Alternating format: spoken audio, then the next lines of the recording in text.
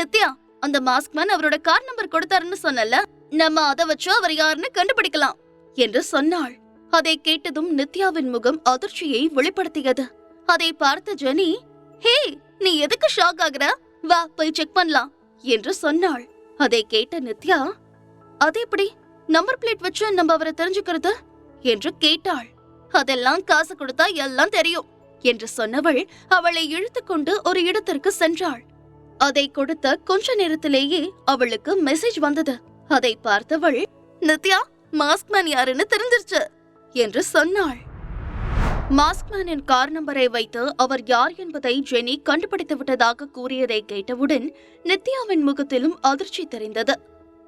அவரு வேற யாரும் இல்ல, மிஸ்டர் ரோஹித் தான் என்று ஜெனி சொல்லவும் அதை கேட்ட நித்யா, என்னது ரோஹித்தா? யார் அவரு? பெரிய செலிபிரிட்டியா என்று கேட்டாள். இவரை தெரியாதாங்கிற மாதிரி ஒரு லுக்கு விட்ட ஜெனி, 7 ஸ்டார் ப்ரொடக்ஷன் கம்பெனின்ற ஒரு பெரிய ப்ரொடக்ஷன் கம்பெனி இவரோடதுதான். இவர் பேரு மிஸ்டர் ரோஹித். இப்ப தமிழ்நாட்டுல மட்டும் இல்ல, இந்தியா முழுக்க டாப்ல இருக்கிற நடிகர் நடிகைகள் எல்லாரும் இவர் கம்பெனி மூலமா ஒரு படம் கிடைக்காதான்னு ஏங்கிட்டு இருக்காங்க. இவரை பத்தி நான் நிறைய கேள்விப்பட்டிருக்கேன். எவ்வளவு அழகான பொண்ணா இருந்தாலும் இவர் யாரையும் ஏறெடுத்து கூட பார்த்தது கிடையாது. ஒரு ஃபீமேல் ஆக்டர் இவர் கூட ரொம்ப நெருக்கமா இருக்க முயற்சி பண்ணிருக்கா. ஆனா இவரு ரொம்ப டென்ஷன் ஆகி அந்த பொண்ண இண்டஸ்ட்ரியில இருந்து பெர்மனண்டா பேன் பண்ணிட்டாரு. அதனால இவர் ஒரு கேன்னு கூட ஒரு ரூமர் இருக்கு என்று ஜெனி சொல்லவும் இதை கேட்டவுடன் நித்யாவின் முகம் மாறியது. மாஸ்க்மேனுடன் அவள் மிகவும் நெருக்கமாக இருந்திருக்கிறாள்.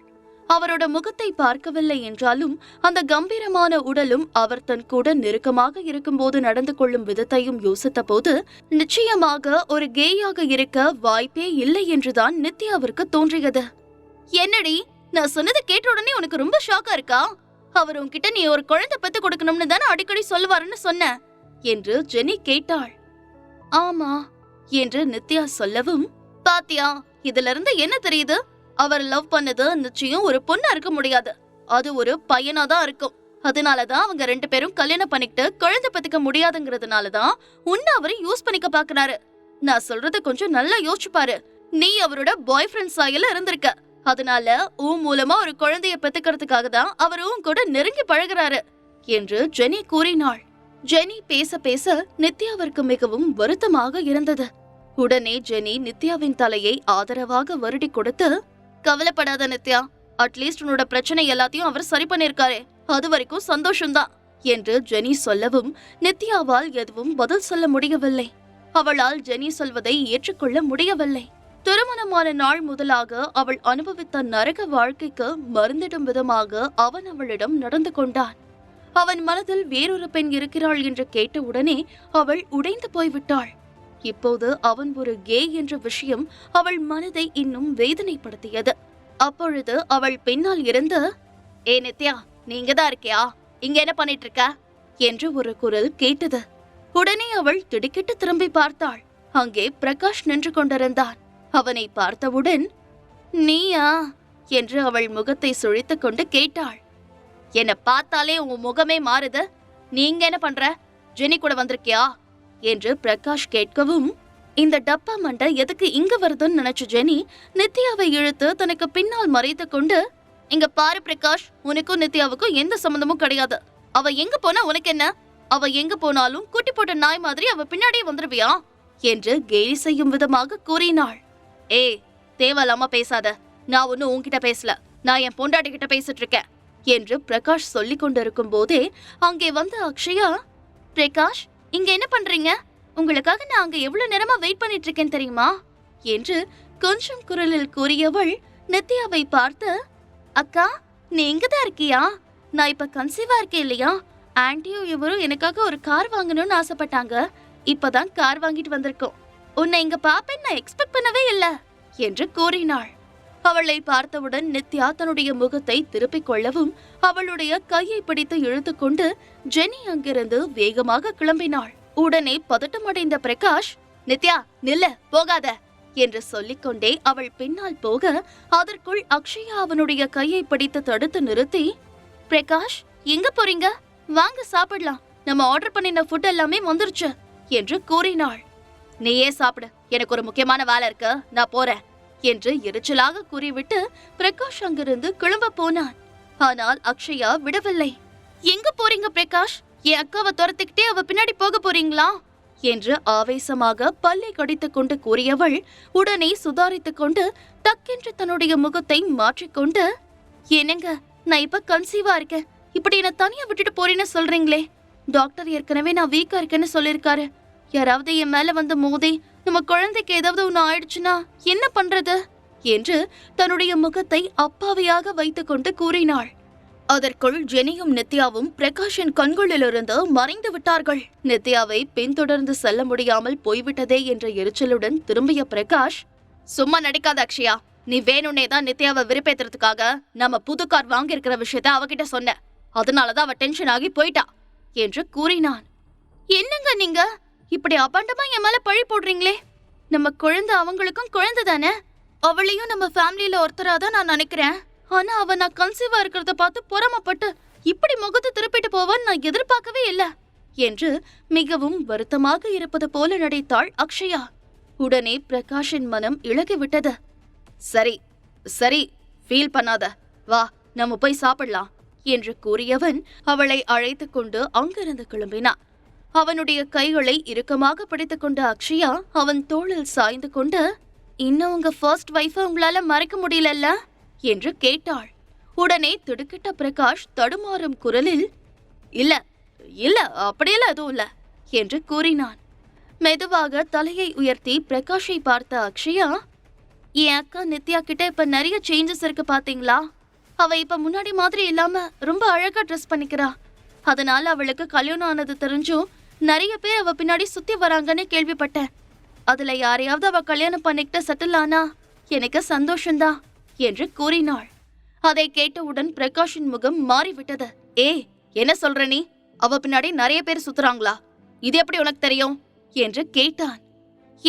உங்களுக்கு தெரியாதா? நம்ம ஒரு பார்ட்டிக்கு போயிருந்தப்ப அங்க ஜெனி அவளை அழைச்சிட்டு வந்திருந்தால, அப்ப அங்க இருக்கிற பசங்க எல்லாரும் அவகிட்ட வளைஞ்சிட்டு இருந்தாங்க. நித்யா வழி தவறி போறதை விட அதுல யாரையாவது கல்யாணம் பண்ணிக்கிட்டு அவ செட்டில் ஆயிட்டா நல்லது தானே என்று கூறினாள் அக்ஷயா. அக்ஷயா பேச பேச பிரகாஷுக்கு பற்றி கொண்டு வந்தது. போதும் நிறுத்த அக்ஷயா, விட்டா நீயே அவளுக்கு கல்யாணம் பண்ணி வச்சிருவ போல இருக்கு. நானும் போனா போகுதுன்னு பாக்குறேன், ஆனா நீ ரொம்ப ஓவரா பேசிக்கிட்டே போற. நீ கன்சீவா இருக்க, நான் ஒத்துக்கிறேன். ஆனா அதுக்காக எதுக்கு எடுத்தாலும் குழந்தைய வச்சு என்ன கண்ட்ரோல் பண்ணலாம்னு நினைக்காத. உன்னை பத்தி இப்பதான் நான் தெரிஞ்சுக்கிட்டேன். நீ இவ்ளோ கேவலமானவளா இருப்பேன்னு நான் நினைச்சே பாக்கல. எனக்கு தெரியாம டிவோர்ஸ் டாக்குமெண்ட் ரெடி பண்ணி அது நித்யா கிட்ட கொடுத்து கையெழுத்து வாங்கிருக்க. அது மட்டும் இல்ல, நம்ம 2 பேரும் கல்யாணம் பண்ணிக்க போறோம்னு சொல்லி இன்விடேஷன் கார்டையும் அவ கண்ணுல பாடுற மாதிரி வச்சிருக்க. நான் உன்கிட்ட இருந்த இதெல்லாம் எதிர்பார்க்கவே இல்ல என்று கூறினான். பிரகாஷ் கூறியதை கேட்டவுடன் அக்ஷயாவின் முகம் மாறிவிட்டது. அவள் பல்லை கடித்துக் கொண்டு தாழ்ந்த குரலில், இல்ல, அது இதெல்லாம் நம்ம நல்லதுக்காக தான் நான் பண்ணினேன். நீங்க இப்படி கோபப்படுறத பார்த்தா உங்க மனசுல இன்னும் அந்த நித்யா தான் இருக்காளா என்று கேட்டாள். அத உன்கிட்ட சொல்லணும்னு அவசியம் கிடையாது என்று கோபமாக கூறிய பிரகாஷ் அங்கிருந்து வேகமாக வெளியேறினான். அவனுக்கு பின்னால் அக்ஷயாவின் குரல், பிரகாஷ் பிரகாஷ் என்று கத்திக்கொண்டே இருந்தது. ஆனால் அவன் அதை பொருட்படுத்தவே இல்லை. ஹோட்டலை விட்டு வெளியில் வந்த பிரகாஷ் நித்யாவிற்கு கால் செய்தான். ஆனால் நம்பர் பிஸி என்றே வந்தது. அவனுடைய நம்பரை நித்யா பிளாக் லிஸ்டில் போட்டுவிட்டாள் என்று அப்பொழுதுதான் அவனுக்கு புரிந்தது. பொறாமை தீ அவன் மனம் முழுக்க குழிந்துவிட்டு எரியத் தொடங்கியது. உடனே அவன் ஒரு நம்பருக்கு கால் செய்து, ஹலோ, பிரைவேட் டிடெக்டிவ் ஏஜென்சியா? என் வைஃப் மேல எனக்கு சந்தேகமா இருக்கு. அவளை பத்தி ஃபுல் டீடைல்ஸ் விசாரிச்சு சொல்லணும். நீங்க எவ்வளவு அமௌண்ட் கேட்டாலும் நான் அதை கொடுக்க ரெடியா இருக்கேன் என்று கூறினான். அக்ஷயா வீட்டிற்கு வந்த பொழுது அவளுடைய மாமியார் வசுந்தரா மட்டும் வீட்டில் இருந்தாள். அக்ஷயா மட்டும் தனியாக வருவதை பார்த்தவள், என்னாச்சு அக்ஷயா, ஏன் நீ மட்டும் தனியா வர? பிரகாஷ் எங்க என்று விசாரித்தாள். ஒரு நிமிடம் தயங்கிய அக்ஷயா புன்னகையுடன், அவருக்கு ஆபீஸ்ல வேலை இருக்குன்னு சொல்லிட்டு போயிட்டாரு ஆண்டி என்று கூறினாள். கர்ப்பமா இருக்கிற பொண்ண தனியா விட்டுட்டு போயிருக்கானே, வரட்டும் அவன், நான் கேக்குறேன் என்று கோபமாக அவள் சொல்லிக் கொண்டிருக்கும் பொழுதே அக்ஷயா வீட்டிற்குள் நுழைந்தாள். உள்ளே நுழைந்தவுடன் வீட்டிற்குள் ஏதோ கருகும் வாடை வந்தது.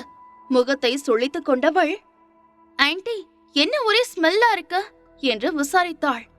அதை ஏன் கேக்குறப்போ, மீன் குழம்பு சாப்பிட்டு ரொம்ப நாள் ஆச்சேன்னு இன்னைக்கு காலையில கடைக்கு போய் மீன் வாங்கிட்டு வந்து அதை கிளீன் பண்ணி குழம்பு அடுப்புல வச்சுட்டு கொஞ்ச நேரம் டிவில சீரியல் பார்க்கலான்னு வந்து உக்காந்தேன். அதுல அடுப்புல வச்ச குழம்பையே மறந்து போயிட்டேன். குழம்பு தீஞ்சு போயிடுச்சு, அந்த ஸ்மெல்லு போகவே மாட்டேங்குது என்று கூறினாள். அக்ஷயாவால் அந்த வாடையை தாங்கிக் கொள்ள முடியவில்லை. அவளுக்கு வயிற்றை புரட்டி கொண்டு வந்தது. என்ன ஆண்டி இப்படி பண்ணி வச்சிருக்கீங்க? எனக்கு தான் ஃபிஷ் பிடிக்காதுன்னு உங்களுக்கு தெரியும்ல, அப்புறம் எதுக்கு நீங்க அதை வாங்குனீங்க? அதையும் தீய வச்சு. இப்ப எனக்கு வாமிட் வர மாதிரி இருக்கு. இருங்க, பிரகாஷ் வரட்டும், அவர்கிட்டயே சொல்றேன் என்று முகத்தை அஷ்டகோணலாக வைத்துக் கொண்டு கூறினாள் அக்ஷயா. இதை கேட்டவுடன் வசுந்தராவிற்கு சுருக்கென்று கோபம் வந்துவிட்டது. அக்ஷயா இந்த குடும்பத்தின் வாரிசை சுமந்து கொண்டிருக்கிறாள் என்ற ஒரே காரணத்திற்காகத்தான் அவள் இவ்வளவு நாட்களாக அடக்கி வாசித்துக் கொண்டிருந்தாள். இப்போது அக்ஷயா கூறியதை கேட்டவுடன் அவளுக்குள் இருந்த பத்ரகாளி வெளியில் வந்துவிட்டாள். இது என்ன அதிசயமா இருக்கு? உனக்கு பிடிக்காதுன்னா நாங்க யாரும் மீன் சாப்பிடக்கூடாதா என்ன? இன்னும் உங்களுக்கு கல்யாணமே ஆகல, அதுக்குள்ள நீ என்னையே அதிகாரம் பண்ண நினைக்கிறியா? பிரகாஷ் என் பிள்ளை, என்ன மீறி அவன் ஒரு வார்த்தை பேசிடுவானா என்று அகங்காரமாக கூறினாள் வசுந்தரா. ஏற்கனவே பிரகாஷ் தன்னை தனியாக விட்டுவிட்டு சென்றதால் கடுப்பில் இருந்த அக்ஷயாவிற்கு இப்பொழுது அவனுடைய அம்மாவும் தன்னிடம் முகத்தை சுளித்துக் கொண்டு பேசியதை பொறுத்து கொள்ள முடியவில்லை. அவள் உடனே, நான் இந்த வீட்டு மருமக, இப்ப கர்ப்பமா இருக்கேன், என்கிட்டயே நீங்க இவ்வளவு தும்பரா பேசுவீங்களா என்று கோபமாக கேட்டாள். இவ்வளவு நாட்களாக எதிர்த்து ஒரு வார்த்தை கூட பேசாமல் மிகவும் அடக்கமாக இருந்த அக்ஷயா இப்பொழுது கோபப்படுவதை பார்த்த வசுந்தரா ருத்ர தாண்டவம் ஆட ஆரம்பித்து விட்டாள். என்ன வாய் ரொம்ப நீளுது? நீ இந்த வீட்டுக்கு வாழ வந்தவ, நான் பிரகாஷோட அம்மா, உனக்கு மாமியார். என்னையே எதிர்த்து பேசுறியா? நித்யா இப்படியெல்லாம் இருக்க மாட்டா. நான் என்ன வேலை சொன்னாலும் மறு பேச்சு பேசாம செய்வா. போய் அந்த தீஞ்சு போன பாத்திரம் எல்லாத்தையும் போய் கிளீன் பண்ண என்று அதிகாரமாக கூறினாள்.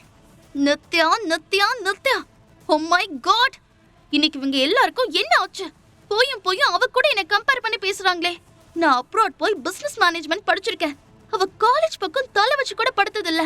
என் கால் தூசிக்கு ஈடாகாத அவ கூட போய் என்ன கம்பேர் பண்ணி பேசுறாங்களே என்று நினைத்த அக்ஷயாவிற்கு நித்யா மற்றும் வசுந்தராவின் மீது கொலை வெறி வந்தது. ஆனாலும் இப்போது வசுந்தராவை எதிர்த்து அவளால் எதுவும் சொல்ல முடியவில்லை. காரணம், அவளுக்கு இன்னும் பிரகாஷுடன் முறைப்படி திருமணம் நடக்கவில்லை. திருமணமாகும் வரை அவள் அனைத்தையும் பல்லை கடித்துக் கொண்டு சகித்துக் கொண்டு அடக்கி வாசிக்க வேண்டும் என்று நினைத்தவள் ஒரு ஆழ்ந்த பெருமூச்சை வெளியேற்றிவிட்டு, சரி விடுங்க ஆண்டி, நானே யாரையாவது வர சொல்லி கிளீன் பண்ணிடுறேன் என்று கூறினாள். என்னது, ஆள் வச்சு கிளீன் பண்ண போறியா? அந்த ஆளுக்கு யார் சம்பளம் கொடுக்கறது? இங்க ஒன்னும் பணம் காய்க்கிற மரம் இல்ல, நீயே போய் கிளீன் பண்ண என்று வசுந்தரா இடுப்பில் கை வைத்துக் கொண்டு கண்களை உருட்டி கொண்டு கூறினாள். என்ன ஆண்டி சொல்றீங்க? இத கிளீன் பண்றதுக்கெல்லாம் அதிகமா செலவாகாது என்று கிண்டலாக அக்ஷயா கூறவும், சம்பாதிச்சாதானே உனக்கு பணத்தோட அருமை தெரியும். அடே அப்பா, உன் ட்ரெஸ்ஸிங் டேபிள்ல எவ்வளோ மேக்கப் ஐட்டம் இருக்கு. இதெல்லாம் வாங்குறதுக்கு என் புள்ள லட்சக்கணக்கில் செலவு பண்ணிருப்பான் போல இருக்கே. ஆனா நித்யா அப்படி கிடையாது. உன்கிட்ட இருக்கிற மாதிரி காஸ்ட்லியா அவகிட்ட எந்த பொருளும் இருக்காது. அவ மேக்கப் கூட போட்டுக்க மாட்டா என்று வசுந்தரா கூறினாள். அதெல்லாம் உங்களுக்கு எப்படி தெரியும் ஆண்டி? என்னோட திங்ஸ் நீங்க யூஸ் பண்ணீங்களா என்று கேட்டாள். ஆமா, இப்ப என்ன அதுக்கு? கிச்சன்ல குழம்பு தீஞ்சு போன ஸ்மெல் தாங்க முடியல, அதனால நீ வச்சிருக்கிற பெர்ஃப்யூம் பாட்டில் எடுத்துதான் நான் கிச்சன்ல ஸ்ப்ரே பண்ணேன். ஆனாலும் ஸ்மெல் போகவே இல்ல என்று தெனாவட்டாக கூறினாள் வசுந்தரா. இதை கேட்ட அக்ஷயாவின் பொறுமை எல்லையை கடந்து விட்டது. அவள் முகத்தில் எள்ளும் கொள்ளும் வெடித்தது. முழு கதையையும் கேட்டு மகிழ பாக்கெட் FM ஆப்பை டவுன்லோட் செய்யுங்கள். லிங்க் டிஸ்கிரிப்ஷனில் கொடுக்கப்பட்டுள்ளது.